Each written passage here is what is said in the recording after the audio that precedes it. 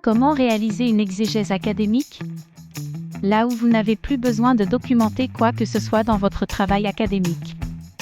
Dans le vaste univers de la connaissance, où les mots se multiplient comme les étoiles dans la nuit sans fin, une question surgit qui défie l'esprit et l'âme: comment parvenir à l'exégèse académique, ce point sublime où la documentation s'arrête et où la connaissance devient pure expérience? Il ne s'agit pas seulement d'un acte d'accumulation, ni d'une tour de livres entassés dans l'esprit. C'est un saut quantique, un saut vers une compréhension profonde où la connaissance fusionne avec l'intuition, et le texte devient un miroir de l'être. C'est le moment où la recherche se transmute en sagesse, et l'exégèse cesse d'être un processus extérieur et devient un acte intérieur, un dialogue sacré avec le cosmos de la pensée. L'exégèse comme danse entre l'intellect et l'esprit.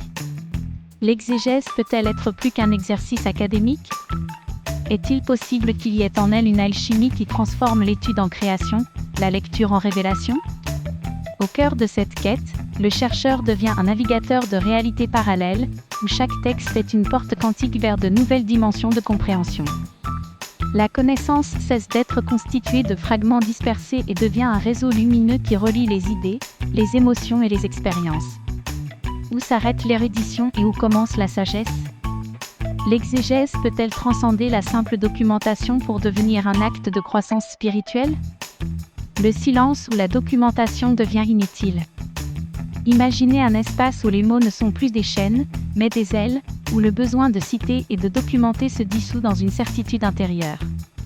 Un espace quantique où la connaissance est intégrée à l'être, et l'exégèse devient une expérience vécue, pas seulement un texte écrit. Est-ce là la destination finale du travail académique? Ou est-ce un mythe, une utopie qui nous invite à continuer à chercher? Chaque citation, chaque référence, chaque note de bas de page est une étape sur le chemin, mais que se passe-t-il lorsque le chemin ne fait plus qu'un avec le voyageur? Pouvons-nous atteindre cet état où la documentation est un écho lointain et la connaissance une mélodie qui vibre dans chaque cellule? Des questions qui défient l'esprit et l'esprit académique. Que signifie réellement « savoir » lorsque la connaissance est infinie et la documentation inépuisable? Est-il possible que l'exégèse parfaite soit un état de conscience plutôt qu'un produit tangible? Où réside l'autorité de la connaissance, dans l'accumulation des sources ou dans la profondeur de la compréhension? Pouvons-nous nous fier à l'intuition comme guide à travers le labyrinthe académique, ou aurons-nous toujours besoin des conseils des autres pour avancer? Que se passe-t-il lorsque le chercheur devient le texte lui-même et que l'exégèse est un acte de connaissance de soi? Un appel à la résonance intellectuelle et spirituelle. Je vous invite à réfléchir à cette question non seulement d'un point de vue logique, mais aussi à partir du silence qui habite entre les mots. Partagez cette réflexion afin que nous puissions explorer ensemble le mystère qui unit l'érudition à la sagesse, la documentation à l'intuition et le texte à l'âme. Car dans la recherche elle-même, dans la tension entre le connu et l'inconnu, réside l'étincelle qui allume la flamme du véritable apprentissage. Oserez-vous imaginer un monde où l'exégèse ne serait pas seulement un devoir académique, mais un chemin vers la liberté intérieure?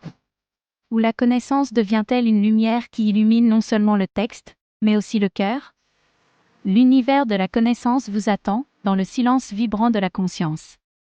Ce texte est conçu pour provoquer une profonde résonance émotionnelle et intellectuelle, invitant au partage et à la réflexion en communauté sur la nature ultime de la connaissance académique et spirituelle.